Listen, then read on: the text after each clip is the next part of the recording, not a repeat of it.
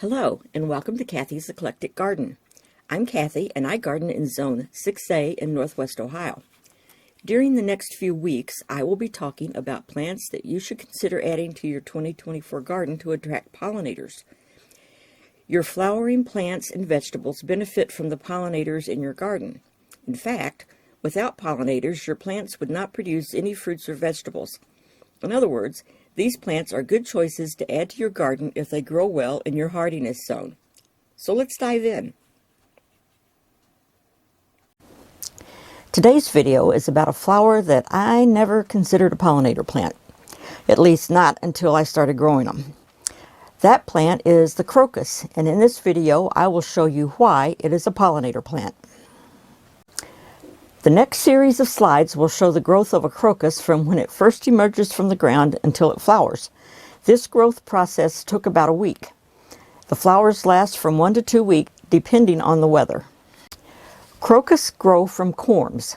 Corms are like batteries, solid masses of food with a plate on the bottom and eyes or buds on the top. Plant the corms about 2.5 inches deep and 3 to 4 inches apart with the buds facing upwards. They prefer full sun to partial shade in well-drained soils. Heavy clay should be amended with compost before planting. They are drought tolerant but should be kept moist during the growing season. In addition to being drought tolerant, they are also deer resistant and can grow well near black walnut trees.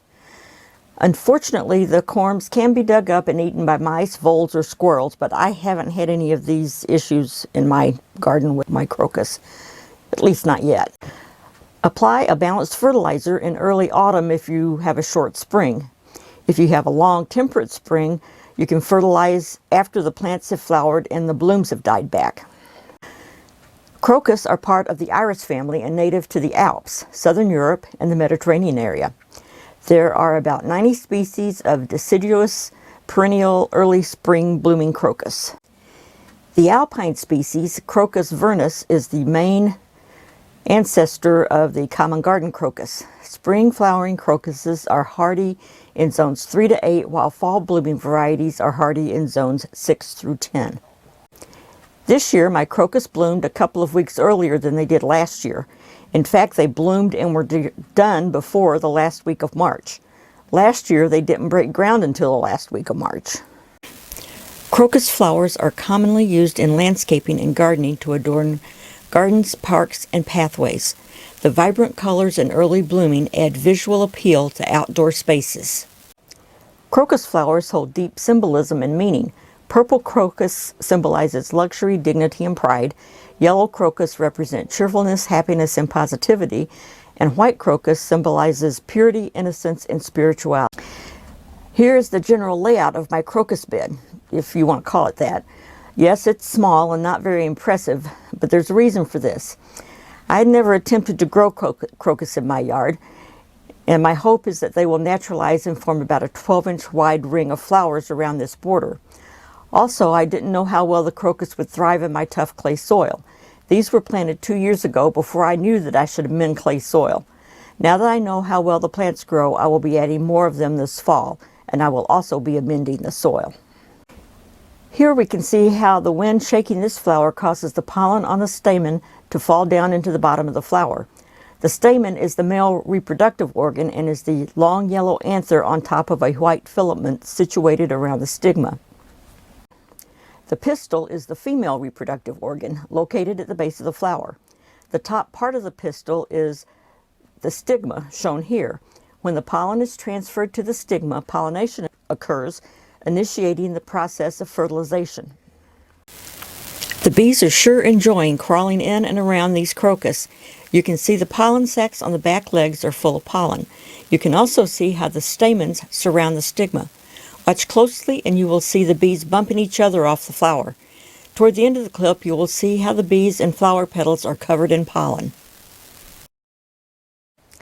This is a good close-up of pollinating insects crawling around on the stamen and transferring pollen to the stigma. I only have snowdrops and crocus blooming now, and the crocus are the only plants where I've seen pollinators. Without these plants, the early pollinators would have no food. Here you can see the base of the plant is almost translucent. Crocus will close up when the temperature gets too low. My plants will begin to open after about 40 degrees. I've also noticed that crocus flowers close up at night when it rains or snows, or if they are in shade, and will open up after the sun hits them or when the temperature gets a little warmer. I think the crocus likes to sleep more than it likes to party with the bees. Here are a group of 2 and a group of 3 crocus that naturalized over the winter. There were a few more that naturalized as well. Hopefully next winter there will be even more naturalizing. These 2 flowers are nearing the end of their life cycle, and I wanted to show you how to cut them back. Do not cut the green leaves, as these will continue to feed the plant, giving it energy throughout the dormant season to produce beautiful flowers next season. To deadhead, I use a small pair of narrow snips and follow the stem to the base of the plant and just snip off the flower stalk at the base. Thanks for watching. Hopefully this video will encourage you to plant crocus for some early blooming color in your yard and garden. See you next week. Bye.